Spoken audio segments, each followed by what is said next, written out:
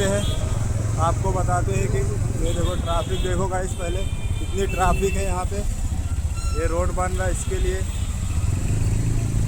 तो हम लोग लेट हो गए। 7 बजे जाना था, 7 बजे वो आएंगे, थोड़ा पहले ही जाना था हम लोग को। जल्दी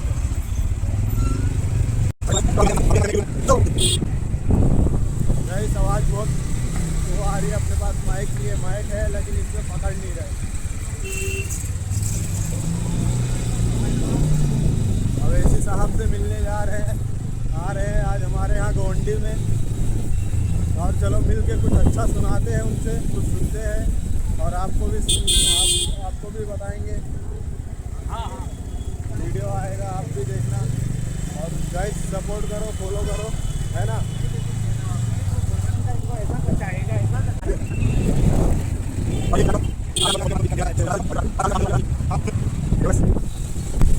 देखते हैं, थोड़ा ट्रैफिक है, 2 मिनट और लगेगा पहुंचने वाले हैं।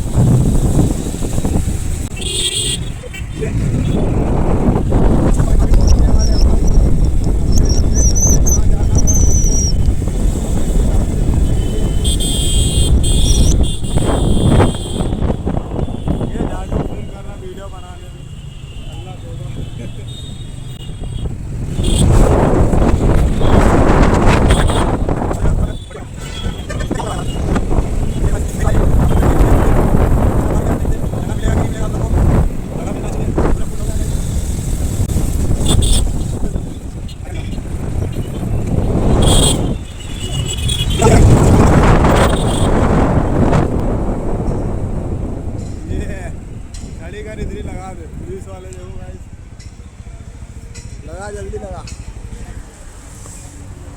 ये स्टॉप करो इतना।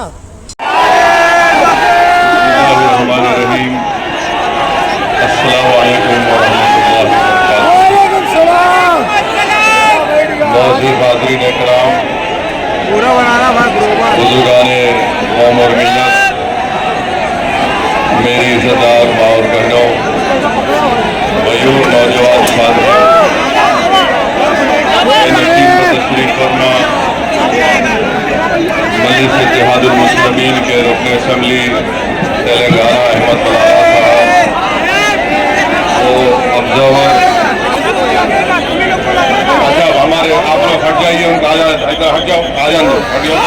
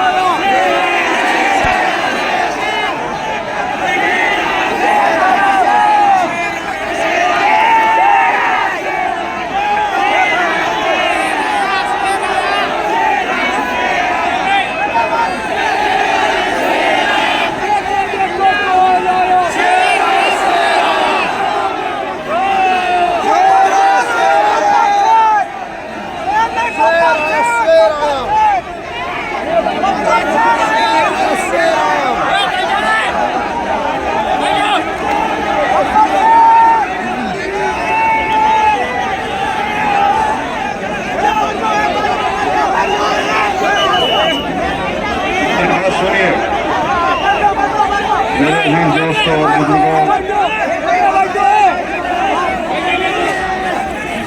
जनाब अजीज अहमद साहब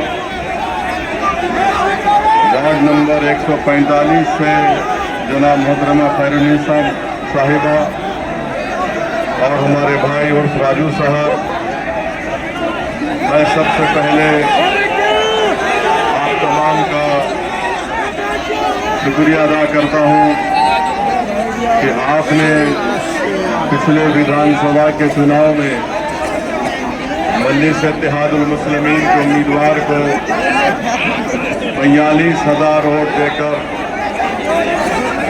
उनकी तारीफ का ऐलान किया और मुझे यकीन है कि इंशाअल्लाह ताला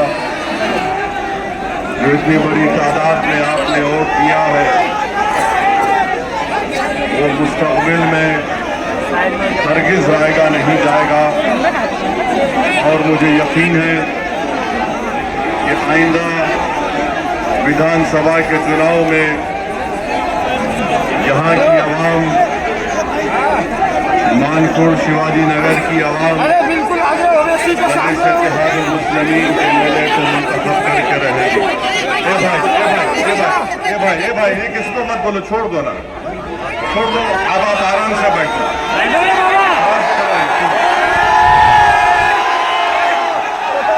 हम आपसे मोहब्बत है, आपसे भरोसा करके आपको यहाँ तक बुलाए।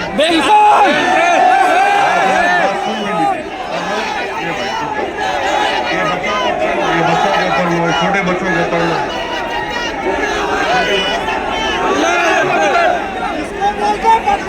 अभी आप सुनिए हमारी बात को। देखो, ना उद्धव ठाकरे, ना देवेंद्र फडणवीस, ना अजीत पवार, ना शिंदे,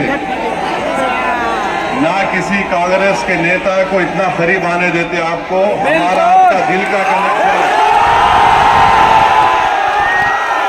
अखिलेश यादव भी आए तो इतना करीब आने नहीं देते। तो भी हमारी बात सुनिए आप। छोटे बच्चों को ऊपर लो, छोटे बच्चों।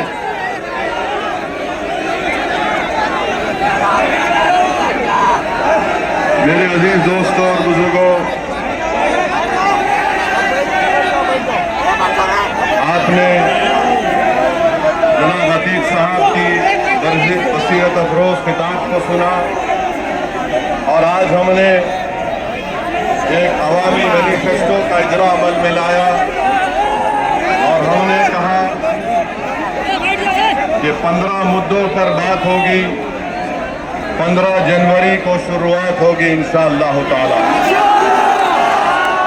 और 15 मुद्दे क्या है?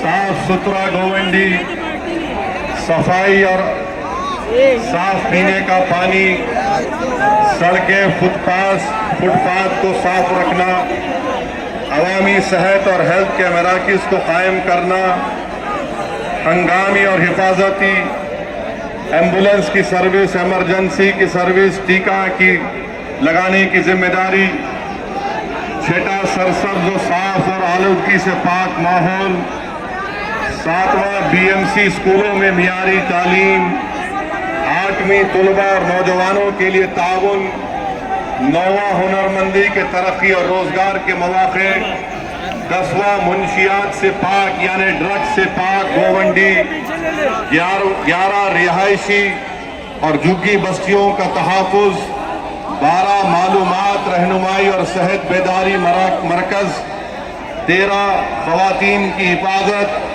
14 समाज कल्याण केंद्र, SKK और अवामी फलाही मराकज़ के गैर ज़रूरी चार्जेस पर कंट्रोल, 15 ईमानदारी, तरस पर हुक्मरानी और अवामी शिरकत।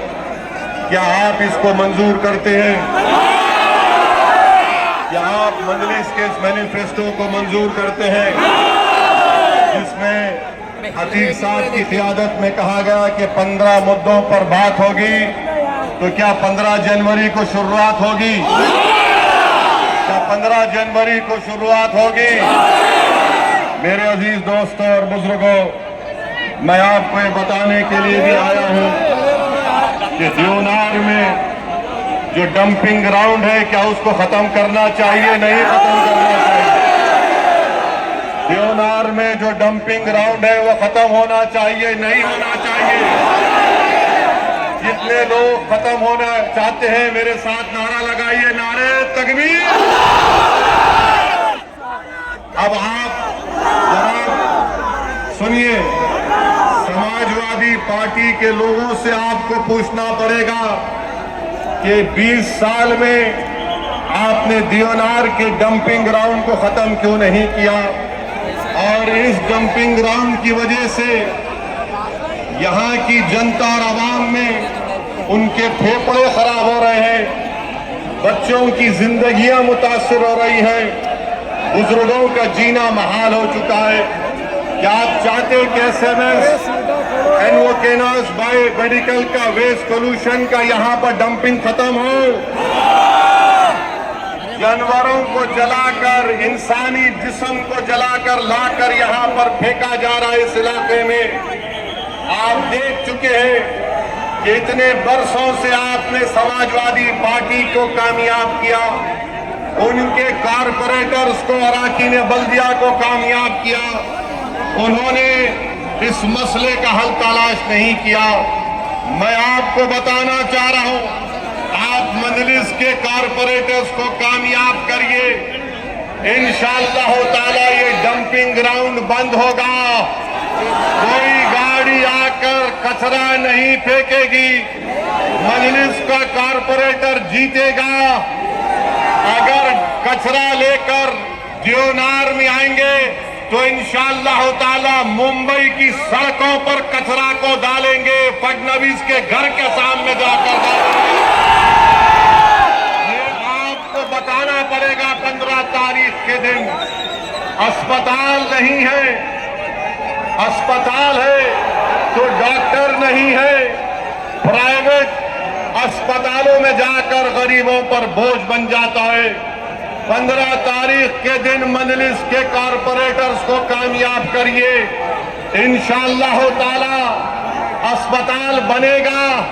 अब सेहत खराब होगी तो फडणवीस की और अबू आसिम की सेहत खराब होगी। जिस्मानी नहीं, सियासी सेहत खराब होगी। मेरे भाई रुक जाओ, बच्चे को ले लो, बच्चे को ले लो। हाँ ले लो, आ जाओ बेटा, आ जाओ। बच्चे के मुस्तकबिल के लिए आपको 15 तारीख को वोट डालना है इंशाअल्लाह। चौथी बात, गवर्नमेंट स्कूल नहीं है, गवर्नमेंट स्कूल नहीं।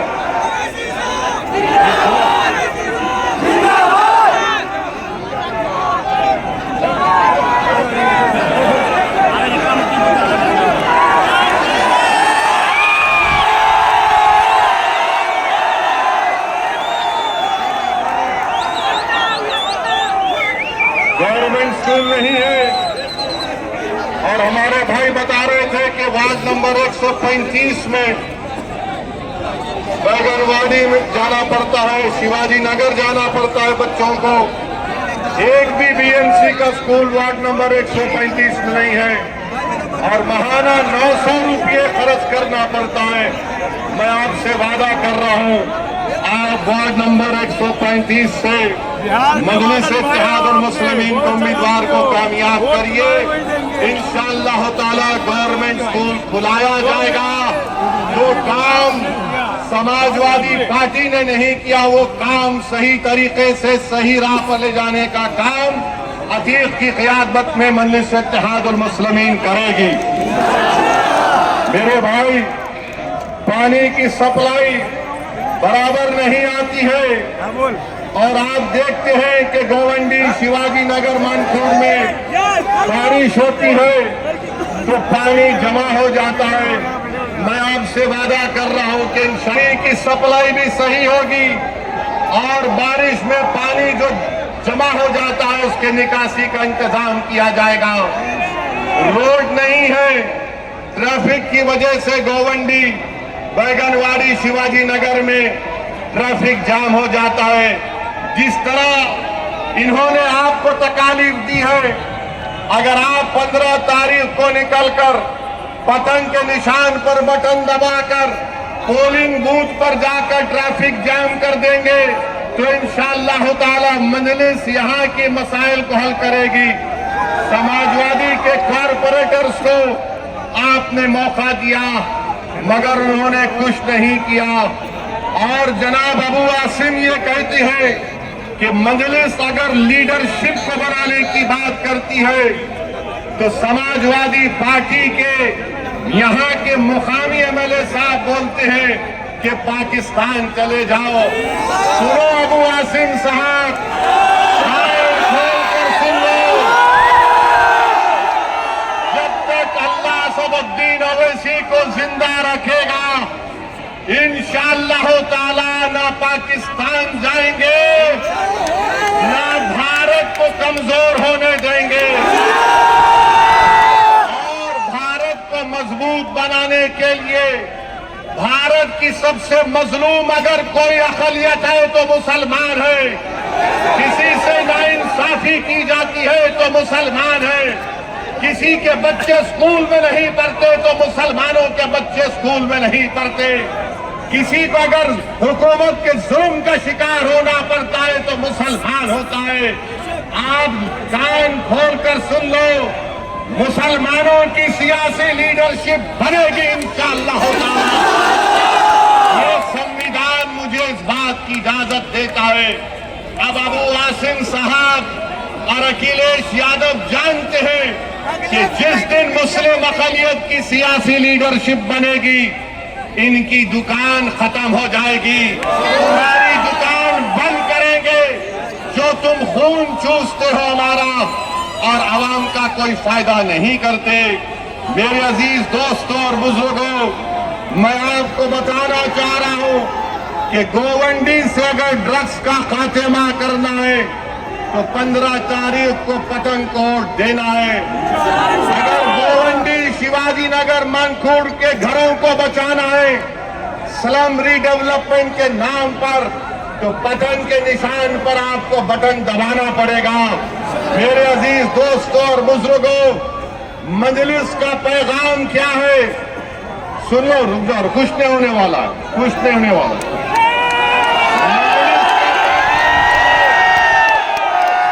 मजलिस का पैगाम इनफरादियत नहीं है, इंडिविजुअल नहीं है।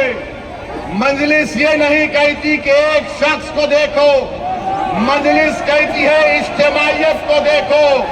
कलेक्टिव की बात, कलेक्टिव रिस्पांसिबिलिटी की बात मजलिस इत्तेहाद उल मुस्लिमीन करती है। समाजवादी बोलती है एक शख्स को दो। मैं क्या चाहता हूं कि मजलिस के प्लेटफॉर्म पर एक नहीं बल्कि 100 की तादाद में आपके दुआ और वोटों से, जमीनी सतह से आपका लीडर पैदा हो जाए। ये काम में आपको ताउन करना है मेरे भाई। लीडरशिप को बनाना है जो आपकी आवाज में बात करेगा, जो आपके तकालीफ और मसाइल को बयान करेगा। और फिर जनाब अबू आसिम साहब ने इसी जगह पर एक प्रोग्राम किया और कहा 30 साल बेमिसाल। कहा था 30 साल बेमिसाल कहा था। अब मेरा जवाब अबू आसिम साहब आपके लिए है कि 20 साल गोवंडी बेहार। जुर्म की रात लंबी, गुर्बत, तंगी और कचरे के पहाड़, ये अबू आसिम का कमाल। 20 साल बेमिसाल। कभी भाई सुनिए, कभी चलकर फिरते भी आप, कभी आंख से देखते यहाँ की बदहाली को, कभी तुमने देवनार के जंपिंग ग्राउंड के बारे में बात की, कभी ड्रग्स के मसले पर तुमने देखा कि कैसे हल किया जाए। मैं जिम्मेदारी के साथ कह रहा हूं, मैं यहाँ पर बैठकर मजलिस के इन तमाम 8 उम्मीदवारों की तकारीर को सुन रहा था। मैं आपको जिम्मेदारी के साथ बता रहा हूं कि बहुत लंबे अरसे के बाद मैंने ऐसे काबिल उम्मीदवारों को देखा है। आपसे गुजारिश है, दरमंदाना अपील है कि आप इन 8 उम्मीदवारों को बटन के निशान पर बटन दबाकर इस विधानसभा आपके वार्ड की तरक्की के लिए आपको कामयाब और कामरान करना है। और आप जानते हैं मेरे भाई कि देवेंद्र फडणवीस बार बार बोलते हैं ये ट्रिपल इंजन की सरकार है। मुंबई पब्लिक स्कूल से नटवर पार्क कंपाउंड में 2 साल लग गए रोड को बनाने के लिए।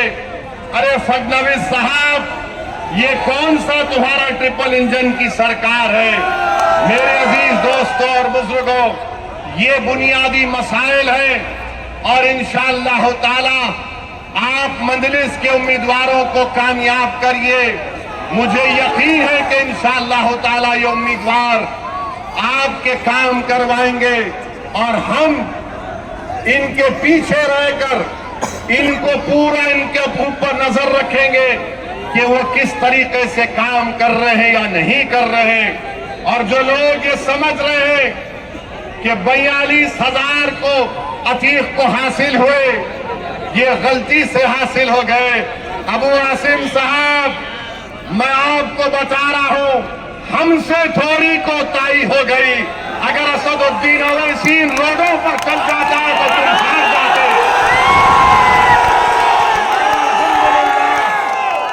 अब गोवंडी के मानकुट शिवाजी नगर के हर घर में पतंग पहन चुकी है, हर घर में मजलिस का पैगाम पहुंच चुका है। मेरे भाई, एक सियासतदान के लिए आपने 20 साल उसको वोट दिया। बताओ 20 साल में ये बर्बादी कर दी गई है आपके इलाकों में। अगर आप इंसाफ चाहते हैं तो मैं नौजवानों से अपील कर रहा हूं कि आप मजलिस इत्तेहाद अल मुस्लिमीन को वोट देकर कामयाब और कामरान करिए। और दूसरी बात यह है कि अभी हम सुन रहे हैं, मेरे भाई सुनो, रुक जाओ थोड़ी देर। I love you.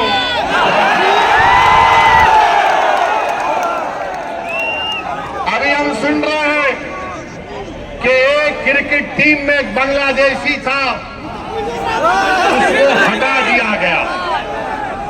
बराबर ये बांग्लादेश में हिंदुओं पर जुल्म हो रहा, मैंने भी उसकी मजम्मत की। मगर ये तो बताओ मोदी जी, अगर बांग्लादेश में किसी की मॉब लिंचिंग होती है तो आपको गुस्सा आता है, मगर महाराष्ट्र के जलगांव में जिस बच्चे को मारा गया था उसके ऊपर आपको गुस्सा क्यों नहीं आता मोदी जी, फडणवीस जी? सबसे पहली मॉब लिंचिंग 2014 में मोदी की हुकूमत बनने के बाद पूना में मोहसिन शेख की हुई थी और जलगांव में सुलेमान पठान को उसी के दोस्तों ने मार मार कर उसको शहीद कर दिया। अगर बांग्लादेश में कोई हिंदू मरता है हम कंडेम करते हैं, मारने वालों को जालिम कहते हैं। मारने वाले जिन्होंने जलगांव में सुलेमान पठान को कहा वो भी जालिम है, उनका भी कंडेमनेशन होना चाहिए। बांग्लादेश हो या भारत हो, इंसान की जिंदगी इंसान होती है, हिंदू की भी जिंदगी होती है, मुसलमान की भी जिंदगी हो सकती है। और हम पूरे बीजेपी वाले आज टीवी पर बाजा बजा रहे हैं, हमने एक प्लेयर को वापस कर दिया। अरे सुनो, तुम क्या सबको बेवकूफ बनाना चाहते हो?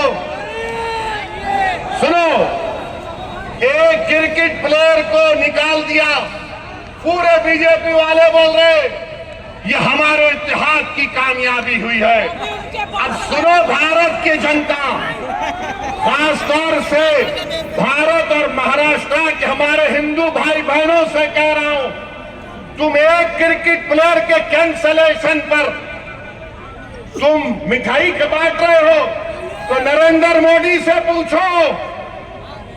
इस साल मोदी ने बांग्लादेश को 120 करोड़ रुपए दिए नहीं दिए? बताओ मेरे को। 120 करोड़ रुपए 120 करोड़ ग्रांट और एड में दिए। 1160 मेगावाट की एनर्जी भारत से बांग्लादेश को जाती है। और सुनो हमारे हिंदू भाई बहनों, मोदी ने 10 साल में बांग्लादेश को लेटर ऑफ क्रेडिट कितना दिया? $8 बिलियन। $8 बिलियन।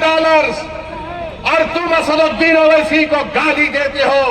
सुनो, मैं किसी मजहब का खिलाफ था ना कभी रहूंगा इंशाअल्लाह। मजलूमों से इंसाफ का मुतालबा करना, अगर मोहसिन शेख के कातिलों को सजा दिलाने की बात करना, अगर जलगांव के सुलेमान पठान खान को जिसके दोस्तों ने उसको मारा उनको कैफरे किरदार तक पहुंचाने की बात करना अगर जुर्म है तो खुदा की कसम जब तक जिंदा रहूंगा जुर्म करता रहूंगा। और वो क्रिकेट प्लेयर के थ्रू वो टीम ने उसको 10 करोड़ में खरीदा। आपने बांग्लादेश को 120 करोड़ रुपए 2025 में दिए एड और ग्रांट में। 1160 मेगावाट पावर बांग्लादेश को भारत से जा रहा है और 10 साल में मोदी की हुकूमत ने एलओसी दिया $8 बिलियन का, $8 बिलियन का। और तुम नफरत करते हो मुसलमानों से। मैंने पार्लियामेंट में खड़े होकर कहा था कि बांग्लादेश की हमारे हिंदू भाई बहनों की मंदिरों का तहफ्फुज होना चाहिए। आप पैसे दे रहे और यहां पर बीजेपी के लोग, क्योंकि महाराष्ट्र का इलेक्शन है, महाराष्ट्र की और मुंबई की जनता को बोल रहे देखो हमने एक बांग्लादेशी को भिजा दिया। अरे एक पे एक और को भिजाओ ना जो मोदी की बहन बनकर दिल्ली में बैठी है। मोहतरमा बांग्लादेश जाए? आप चाहते हो बांग्लादेश को दे दिया जाए? तो लगाओ नारा, नारे तकबीर। मोदी जी सुनो, ये आवाज आ रही है, लेके जाओ, उसको निकालो, उसको पहुंचाओ बांग्लादेश।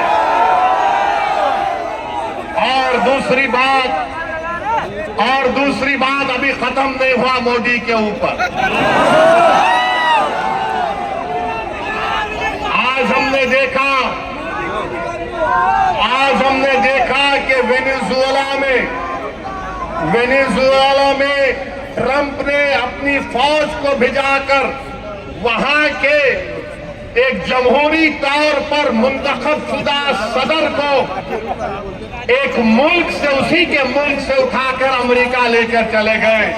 नरेंद्र मोदी जी, अमित शाह, देवेंद्र फडणवीस, जब ट्रंप अपनी फौज को भिजाकर वेनेजुएला से एक आदमी को उठा सकता है, जब सऊदी अरब यमन में मुखल्ला के पोर्ट पर बमबारी कर सकता है, मोदी जी हम आपको कह रहे हैं, आप पाकिस्तान में भिजाकर जो मुंबई की सड़कों पर साजिश करने वाले 9/11 के जालिम लोग हैं, चाहे वो मसूद अजहर हो या फिर लश्कर तैयबा का वो जालिम शैतान हो, मोदी जी 56 इंच का सीना है तो भिजाकर उठाकर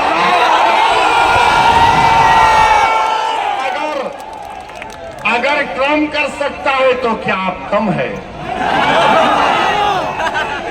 जब ट्रम्प कर सकता है तो आपको भी करना पड़ेगा, क्योंकि मोदी ने कहा था अब की बार ट्रम्प सरकार। तो मेरे भाई, मुझे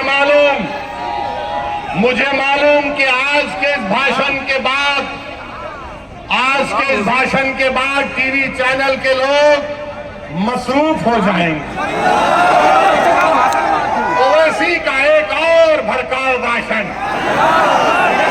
अरे जालिमों सुनो, किसी शायर ने अच्छा कहा था कि तुम्हारी सोच के सांचे में ढल नहीं सकता, तुम्हारी सोच के सांचे में ढल नहीं सकता, जबान काट लो लहजा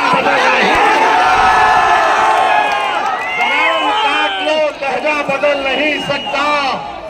और सुनो नरेंद्र मोदी, देवेंद्र फडणवीस और अखिलेश यादव, मुझे भी मोम का समझ रहे हो क्या? तुम क्या अबू आसिम साहब की तरह मुझे भी मोम का समझ रहे हो क्या? तुम्हारी लौ से ये लोहा पिघल नहीं सकता। तो मेरे अजीज दोस्तों और बुजुर्गों, अब आएंगे समाजवादी के लोग, उत्तर प्रदेश से भी आएंगे और आकर सिर्फ एक ही का नाम लेंगे, दूल्हे भाई आकर ये बोलकर गए। इनको पूछो अगर समाजवादी पार्टी के तरफ से कोई एमपी आएगा तो एमपी से पूछो, जब भारत की पार्लियामेंट में वंदे मातरम पर बहस हो रही थी तो किसने भारत की पार्लियामेंट में खड़े होकर भारत के संविधान का हवाला देकर कहा था? मैंने कहा था कि भारत का जो आईन है, प्रियम्बल है, वो शुरू होता वी द पीपल के नाम से, भारत माता के नाम से शुरू नहीं होता वो। किसने भारत की पार्लियामेंट में खड़े होकर कहा था कि भारत का जो संविधान का आईन का प्रियम्बल है वो क्या कहता है? जिस वक्त संविधान को अपना रहे थे 24 जनवरी 1950 को, तो क्या कहा था? Liberty of thought, expression, belief, faith and worship कहा था हमने। और ये समाजवादी पार्टी के जितने एमपी खड़े होकर कह रहे थे, मैंने खड़े होकर कहा हम इस मुल्क के लिए अपनी जानों को कुर्बान करते और करते रहेंगे। मगर हमने कहा कि हम सिर्फ अल्लाह की इबादत करने वाले हैं, हम अपनी माँ से बेइंतहा मोहब्बत करते। मेरी माँ खुदा नहीं है, मेरा खुदा वो है जो जमीन और आसमान का खालिक है। मेरी बात का यकीन मत करो, उठाकर सुन लो यूट्यूब पर जितने समाजवादी पार्टी के एमपी तकरीर किए।